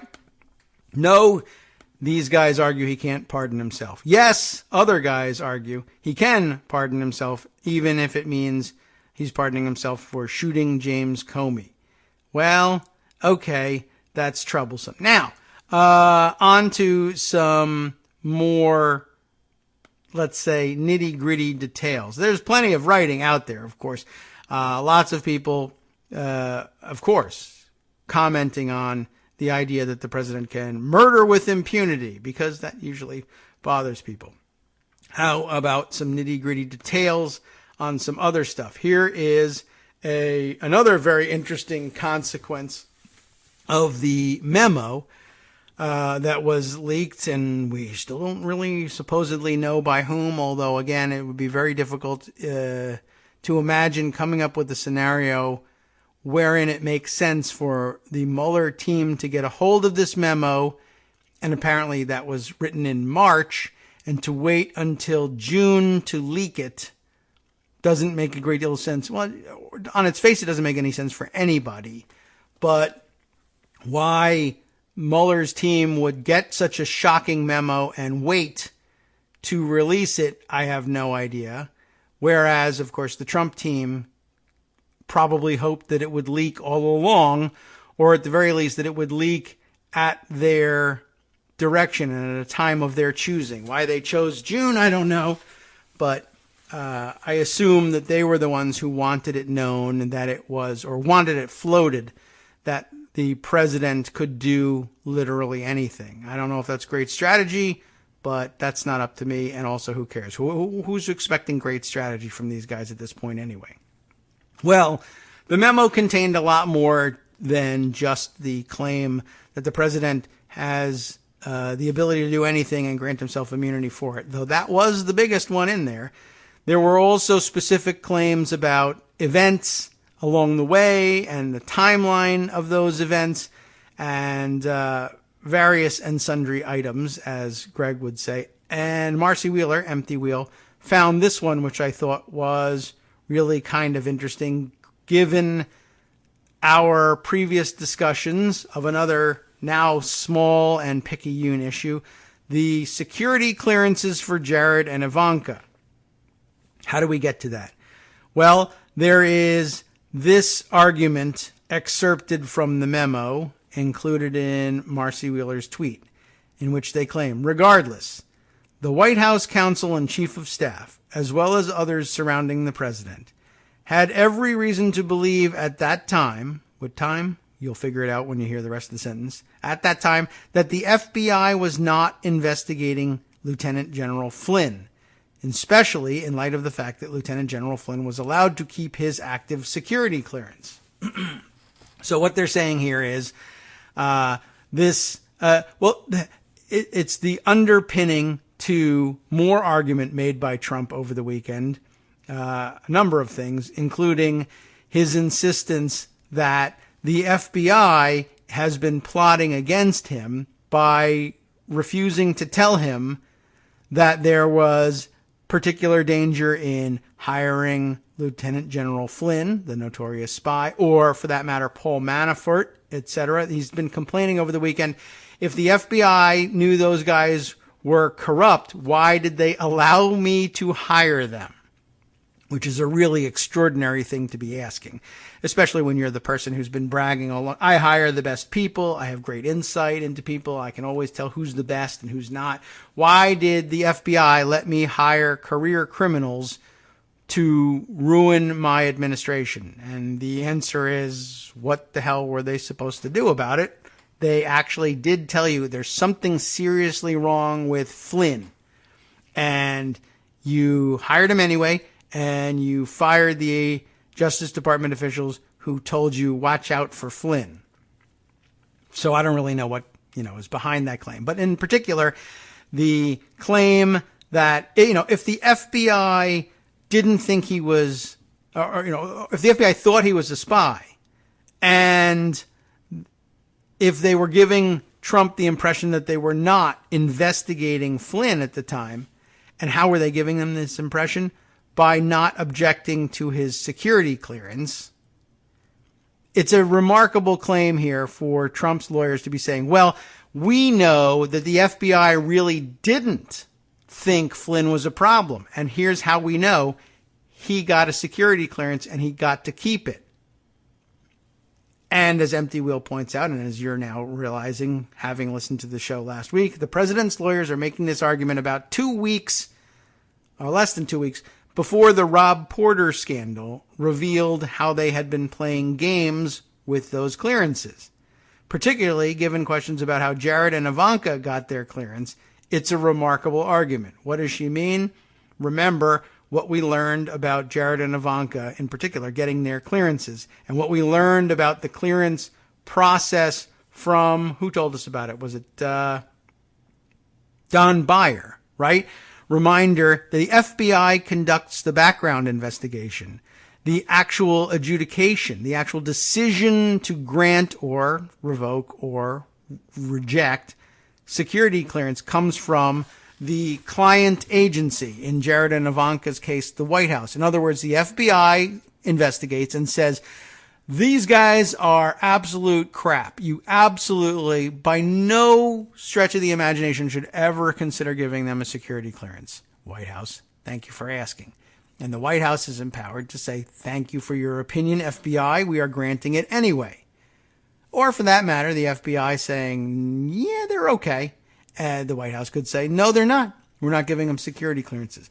So having learned, one, about the actual process, thanks to the Jared and Ivanka ones and the commentary of Don Beyer, and also, as she points out, having learned that with Rob Porter, for instance, that they knew that he was under serious suspicion for having abused not one but two former wives, they simply said, well, we'll just give him a temporary clearance and we'll wait for the FBI's report and then we'll ignore the FBI's report. On top of that, given that they've been caught red-handed, really, basically, at least in these three cases and probably a lot more, just simply saying the FBI says they're not worthy, but we say they are, and then now to turn around and say, well, Flynn got to keep his security clearance, so that means the FBI thought he was okay. No, it means no such thing. We don't know what the FBI thought, though we suspect that they thought that he was not worthy of security clearance, and that's why Sally Yates had to go to the White House and say, you can't hire this guy, an episode they've conveniently forgotten about. But it also ignores the fact that it doesn't matter, really, ultimately, what the FBI has to say about Flynn. You can grant him a security clearance anyway, and that's what you did. It's not that he had a security clearance because the FBI thought he was clearable. It was because he had a clearance because you wanted him to have it regardless of what the FBI had to say. You can't use that as a cudgel against the FBI. See, I told you they weren't investigating him and it was reasonable for us to think so, because if they were investigating him, they wouldn't have okayed him for a security clearance. Well, they may not have, and it wouldn't have mattered. We learned that from Jared and Ivanka's case. A good catch and, well, a point well made by Marcy Wheeler on that one. How do you like that? Let's see. What other things do we really need to catch up on? There's out there a complete there's a complete guide to the problems that Scott Pruitt has, which includes the latest allegation from over the weekend, probably among the most ridiculous. But Politico has put together this, I think, comprehensive collection of all the things that are wrong with Scott Pruitt in terms of his corruption, most of which we know about. And they come in different categories. And their spending, there was his first-class flights, his round-the-clock security, a new SUV, bulletproof SUV, right, and sweeps for bugs in his office, recording devices, have raised questions. And there's the other stuff is old news. There's, of course, the $43,000 soundproof booth, which, by the way, to this point has been alleged to be about privacy and phone calls. He didn't want anyone eavesdropping on his phone calls. But I am not 100% certain that a soundproof booth, I don't know what that looks like or how big it is or exactly where it is. It's said that he wants it for phone calls, but we don't know because he's an epic liar and a cheat and a corrupt bastard. So why take his word for it? We'll get to that in a second. A new revelation from my perspective, maybe this is old news for you. Pruitt has had biometric locks installed on his office doors for $5,700, another spending problem. The agency also, of course, paid $2,460 to repair the door at the lobbyist's condo he was staying in when they had broke it down when they thought he had, he was unconscious and unresponsive. Remember that? So really, this is the category of expensive doors is what it says. And it doesn't address the question of biometric locks for the office doors. And I started to think soundproof booth, wacky locks that only he can lock or unlock, biometrics. I mean, what do you need that for? He first made me think, oh my God, the guy saw like Mission Impossible and he thought that was cool. But then I was thinking an office with a soundproof booth in it and doors that only he can lock and unlock. And actually my mind went to Matt Lauer more than, right after Mission Impossible, like the weird locking system that he installed. Do we know for sure that Scott Pruitt wasn't building a soundproof, biometrically locked rape room in the EPA? I don't know. It sounds ridiculous, doesn't it? Oh my God. What kind of crazy conspiracy theory idiot are you saying it's a rape room in the EPA? You know what? Under normal circumstances, it's a stupid question. Under these circumstances, which are not normal, it is a very different question. I don't know. I'm just asking the question. We don't know where the first lady is. The president's a child rapist, blah, blah, blah, yada, yada. All sorts of things are happening all over the place. You tell me what. There's soundproof booth and biometric locks. Give me a good reason, because there's no good reason. And you can just suspect that he's trying to do, what is the suspicion? Oh, well, he's trying to conduct illegal business in there. Okay, well, wouldn't rape be illegal business? Yes, but we just mean standard money-grubbing corruption or election rigging. He wanted to campaign for governor of Oklahoma, and he knew that that was illegal, so he wanted a soundproof booth and a biometric lock so no one could catch him dead to rights campaigning illegally. Really? Because as opposed to like driving to the RNC and making his calls from there, he wanted the convenience of the, okay, but, all the rest of this, any other speculation is beyond the pale, right? Well, let's see. There was more. There was the listening devices. Apparently it cost $3,000 to sweep for that. And by the way, when they needed a company to do the sweep, apparently the contract went to a business partner of Pruitt's top security agent, Nino Perrotta. You remember his name. So his business partner got the contract to do the bug sweeping. Although I guess if you're from the private security world and get hired as a public security person, I guess public because he's on the government payroll, then I guess it makes some sense. I need someone to sweep for bugs. That doesn't make sense. But granted that you want it, I know a guy. Though he probably knows more than one, and one that he wasn't in business with. But that didn't get to our newest disclosure. And I don't know, is it not in here under heavy spending? Was that too new? It didn't make it. Yeah, that's right. This is interesting. So I guess this is an old compilation because there's no word in here on the thousands of dollars that he spent on custom fountain pens with the EPA logo on them. And remember that he hates the EPA logo and thinks it looks like a pot leaf, even though it looks nothing like it. But let's spend a couple grand on fancy pens with that logo on it. That actually didn't even make it into this list. I know I grabbed it at the same time that story was circulating, though, and you would have heard that too. But I wanted to put that on the record and get that out there. There's plenty more. We got a hell of a week ahead of us, so there's going to be an awful lot to discuss, still available for the rest of the week. Oh, and of course, how about this one? I got this from The Hill. Let's just throw this one in there for fun. Good headline, I thought. Former Trump aide calls Trump a effing gossip. Gossip is the word that he ends up using there. John Bowden writes this one up. The former Trump campaign aide Sam Nunberg. I can't believe that guy is still alive, frankly. Don't eat any polonium. Lashed out at President Trump Friday, calling the president a notorious gossip who is unable to keep secrets that do not involve him. That is pretty amazing. In an interview with Politico, Nunberg calls Trump a yenta. Score one for the Yiddish speakers. A Yiddish word for a woman, and it is probably, they should think about changing that at the Yiddish Institute and say it's non-gender specific.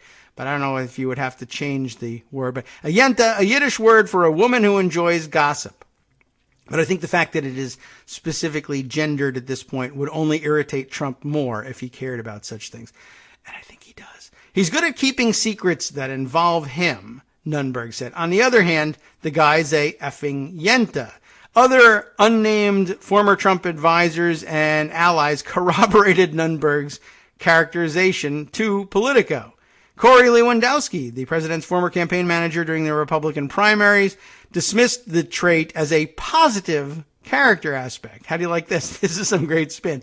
He's a people person, Lewandowski told Politico. He relays information because he wants to solicit as much feedback as possible. I don't see that as a negative. I see that as a positive.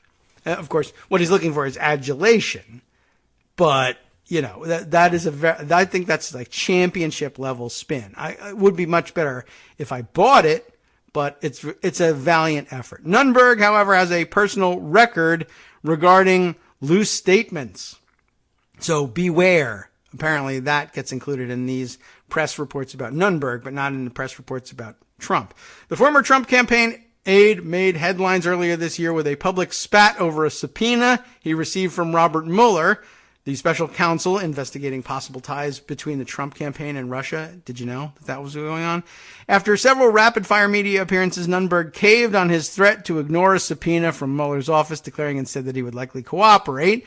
Remember that during one appearance, Nunberg suggested that Trump, quote, may have done something during the election that would spark charges from Mueller's office, but would not explain further and acknowledge that he was not certain about his comments. And of course, he also said, I don't have to answer a subpoena on live television.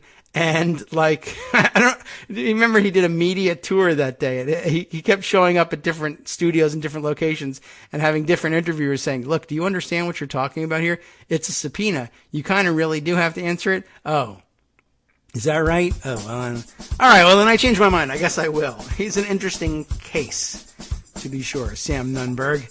Speaking of other interesting cases, how about the case? It is the case, I should say, that the West Coast Cookbook and Speakeasy follows this program right here on Netroots Radio. You should absolutely stay tuned for it. And by the way, if you are a podcast listener, I absolutely recommend that you poke around over at Netroots Radio. Find yourself the podcasts of these West Coast Cookbook and Speakeasy episodes because it's important.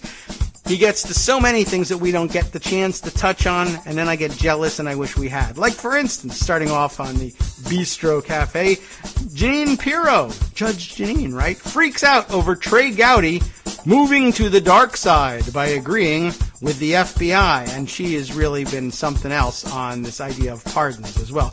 On the rest of the menu, a Florida GOP congressman hopes voters will like his women's summit on gardening, weight loss, and carpet stain removal tips. I didn't see that one. Wow. Trump may have violated federal law by urging NFL owners not to sign Kaepernick, and Ryan Zinke defends sending park rangers to the Mexico border by citing the, quote, obvious environmental disaster caused from immigration. Although, what would the park rangers have to do with that? I don't know. There's yet more, of course, where a new report details Scott Pruitt's cozy relationship with billionaire coal baron Joe Kraft. I don't think I even know that guy.